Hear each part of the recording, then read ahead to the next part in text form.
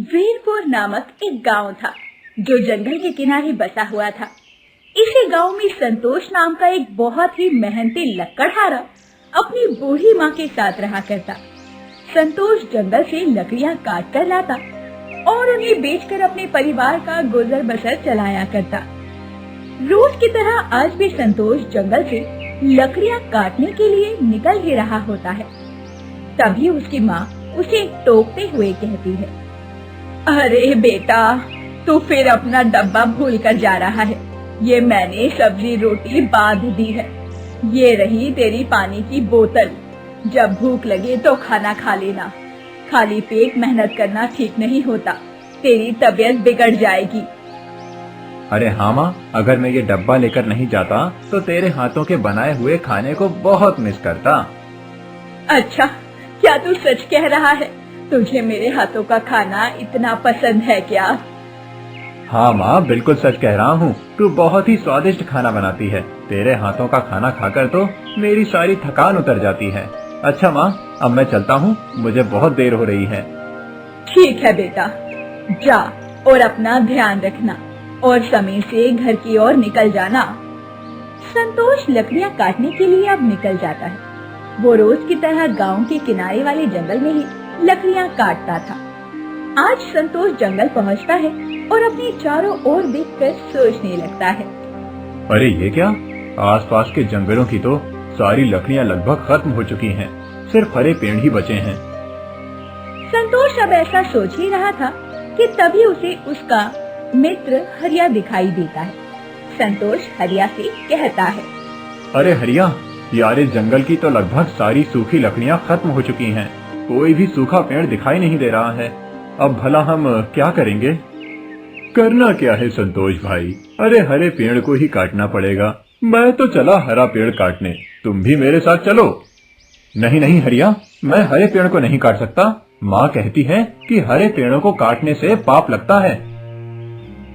हरिया पेड़ों को काटने से मना कर देता है क्योंकि उसकी माँ ने उसे समझाया था कि हरे पेड़ों को काटने से पाप लगता है और ये प्रकृति का नुकसान भी है। हाँ भाई, पर क्या कर सकते हैं, जंगल में सूखे पेड़ है ही नहीं। मैं तो चला हरे पेड़ काटने, तुम अपना देख लो। ऐसा कहकर हरिया हरा पेड़ काटने चला जाता है और संतोष अब अपने मन में सोचने लगता है, अब क्या करूं? हरा पेड़ तो मैं काट नहीं सकता और बिना लकड़ियों के वापस नहीं जा सकता। ऐसा करता हूँ कि जंगल में थोड़ा अंदर चला जाता हूँ, शायद मुझे कोई सूखा पेड़ मिल जाए। अब संतोष जंगल में थोड़ा अंदर जाता है तो उसे दूर एक सूखा हुआ पेड़ दिखाई देता है और उसी पेड़ के सामने एक बड़ा सा हरा भरा पेड़ भी था। उसे देखकर अब संतोष का मन विचलित हो उठता है और वो सोच में डूब जाता है। लो भाई, मुझे सूखा पेड़ भी नजर आ गया और उसी के सामने आराम करने के लिए ये इतना बड़ा पेड़ भी नजर आ गया। वैसे भी मैं अंदर आते आते बहुत थक गया हूँ। ऐसा करता हूँ, पहले इस बड़े पेड़ के नीचे थोड़ा आराम कर लेता हूँ, उसके बाद इस सूखे पेड़ को काटूंगा। और यहाँ तो आसपास कितने सारे सूखे पेड़ हैं।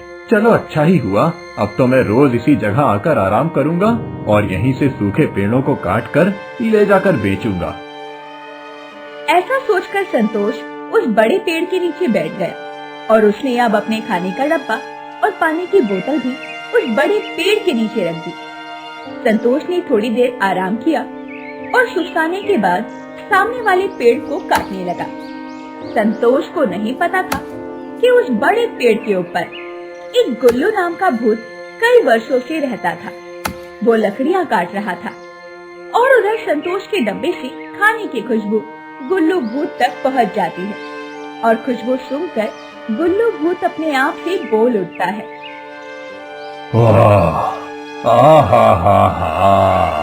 कितनी अच्छी खुशबू आ रही है खाने की।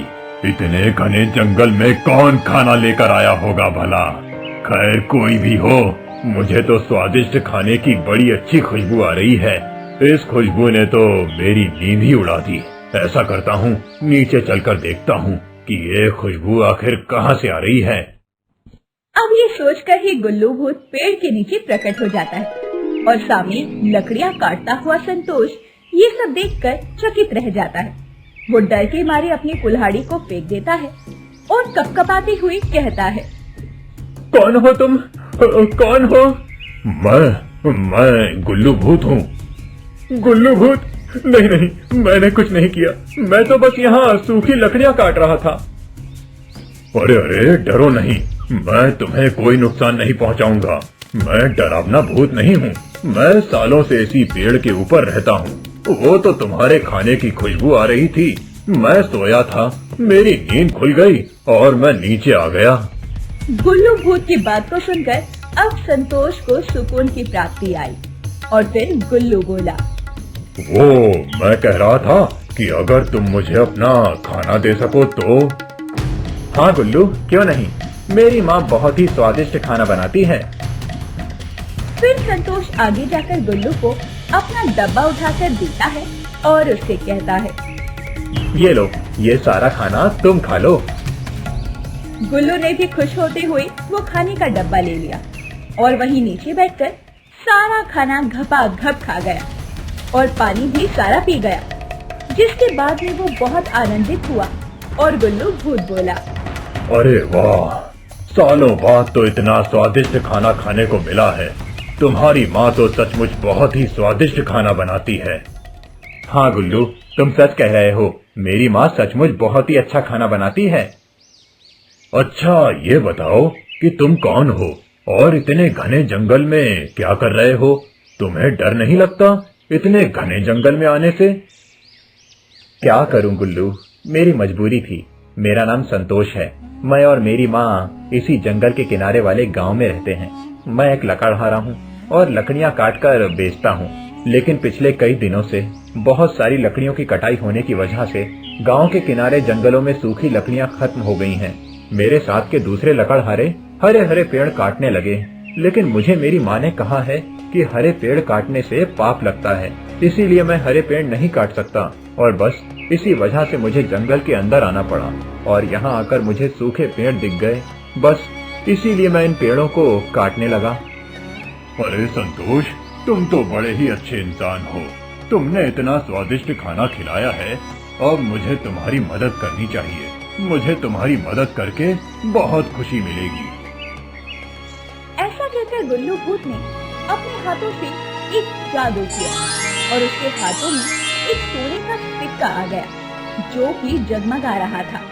वो सोने का सिक्का गुल्लू भूत अब संतोष के हाथ में थमा देता है और उससे कहता है, संतोष, ये लो, सोने का सिक्का रख लो। अब तुम्हें इतनी मेहनत करके लकड़ियाँ काटना नहीं पड़ेंगी। इस सोने के सिक्के को बेचकर तुम अपनी जरूरतें पूरी कर लेना।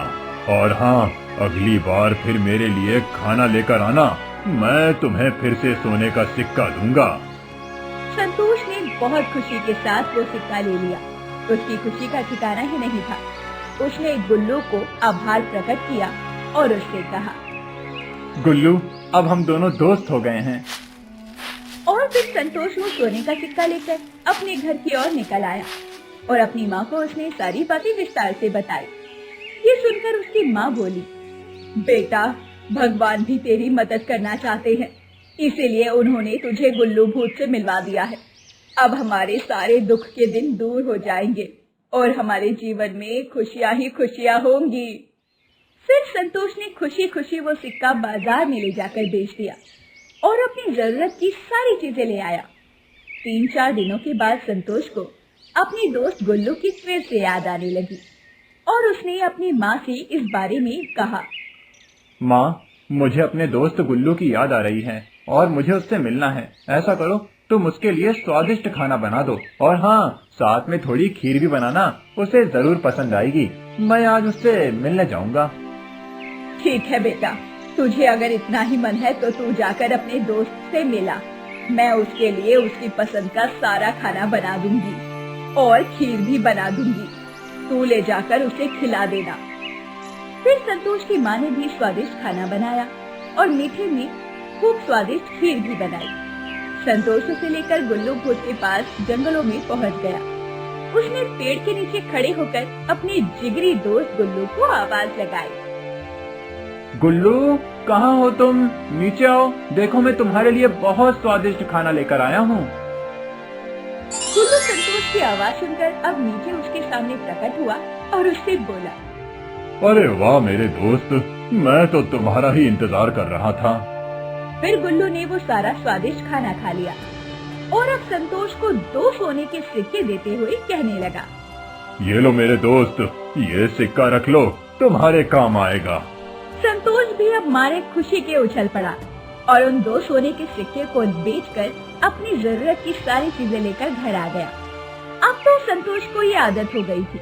अक्सर ऐसे ही संतोष गुल्लू के लिए आए दिन बढ़िया स्वादिष्ट खाना लेकर जाया करता और गुल्लू उसे सोने चांदी के सिक्के थमा दिया करता।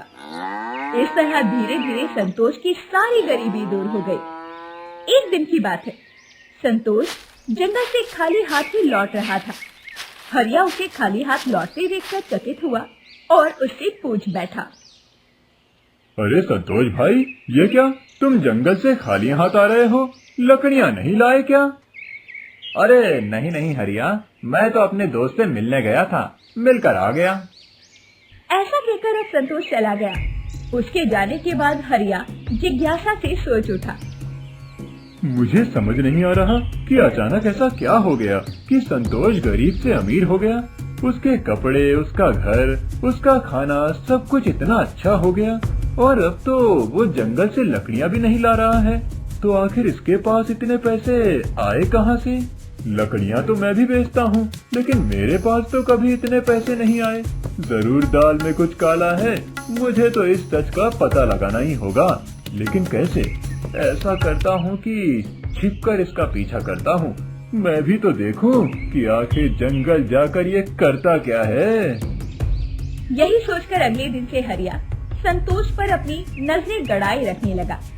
अगले 3 दिनों के बाद संतोष फिर से जंगल की तरफ जाने लगा।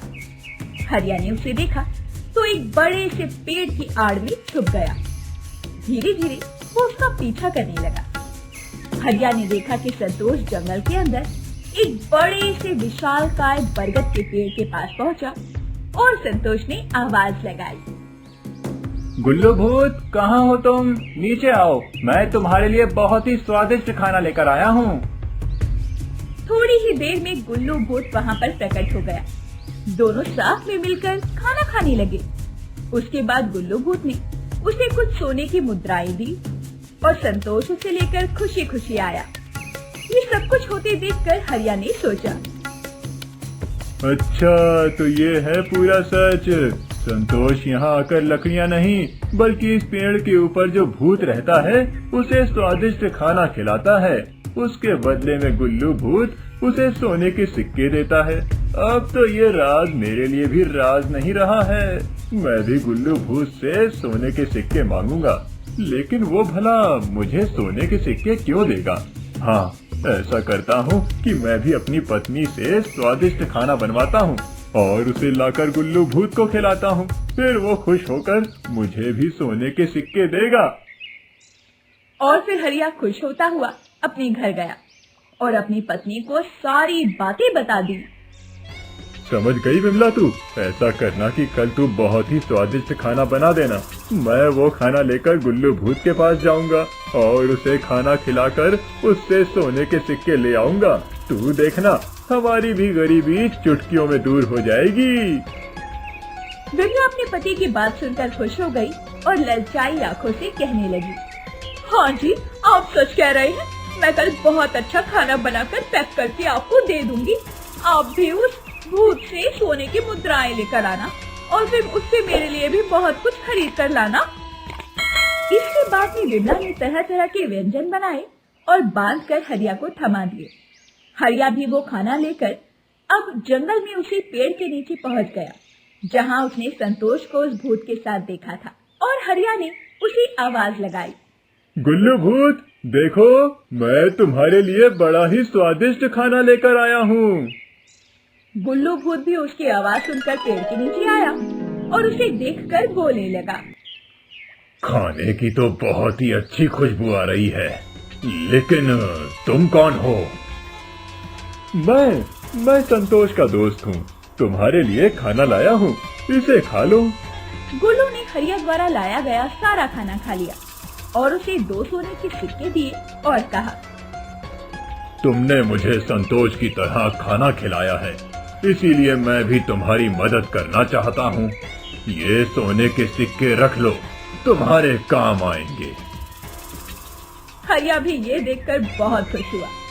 खुशी खुशी अपने घर टहलते हुए लौट आया और अपनी पत्नी को सारी बातें बताई। उसकी पत्नी भी सोने के सिक्के देखकर मारे खुशी की उछल पड़ी। और हरिया के जाने के बाद संतोष जब गुल्लू भूत के लिए खाना लेकर पहुंचा, तो गुल्लू भूत संतोष से कहने लगा, अरे संतोष, आज तो मेरा पेट भरा हुआ है। वो तुम्हारा दोस्त है ना हरिया, वो आया था मेरे लिए खाना लेकर। मैंने उसके डब्बे से सारा खाना खा लिया और उसे सोने के सिक्के भी दे दिए। उसने कहा था कि तुमने उसे यहाँ आने के लिए कहा था। अब गुल्लू भूत की बात सुनकर संतोष अपने मन ही मन में सोचने लगा, हरिया ने ऐसा कहा, लेकिन मैंने तो हरिया को गुल्लू भूत के बारे में कुछ भी नहीं बताया। उसे पता चल गया होगा। खैर कोई बात नहीं, हरिया मेरा दोस्त है। अगर गुल्लू भूत से मेरे साथ साथ उसका भी भला होता है तो इसमें भला क्या बुराई। और यही सोचकर संतोष गुल्लू भूत से बोला, हाँ, मैंने ही उसे तुम्हारे पास भेजा था। वो मेरा दोस्त है, तुमने मुझे बहुत दिया है। अब अगर थोड़ी मदद उसकी भी हो जाए तो इससे अच्छी बात भला क्या हो सकती है। तुमने अच्छा किया गुल्लू भूत। अच्छा, तो अब तुम्हारा पेट भरा है तो मैं चलता हूँ, फिर मैं तुम्हारे लिए बाद में खाना लेकर आऊंगा। ऐसा कहकर बेचारा संतोष वहाँ से वापस आया। हरिया अगले दिन गुल्लू भूत के लिए फिर से खाना लेकर पहुँच गया। उसने गुल्लू भूत को खाना खिलाया।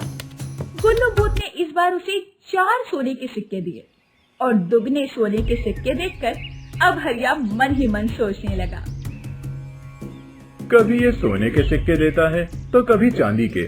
आखिर ये इतने सारे सिक्के लाता कहाँ से है। ऐसा करता हूँ, मैं इसी पेड़ से पूछ लेता हूँ।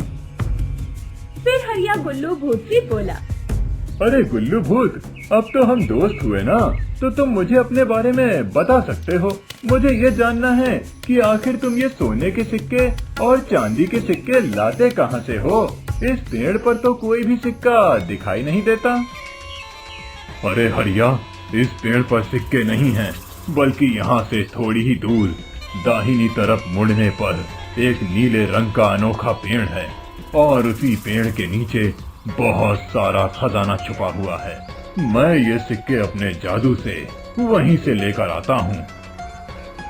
गुल्लू भूत की इस बात को सुनकर हरिया अब अपने मन में सोचने लगा, अच्छा, तो ये है सच्चाई गुल्लू भूत की, सोने और चांदी के सिक्कों की।